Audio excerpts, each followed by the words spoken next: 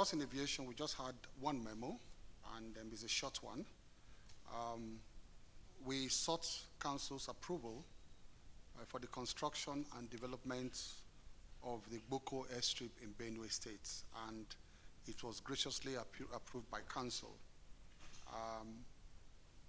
It was awarded in favor of Mrs. CCECC Nigeria Limited in the sum of 34,398,211,538 naira 64 kobo.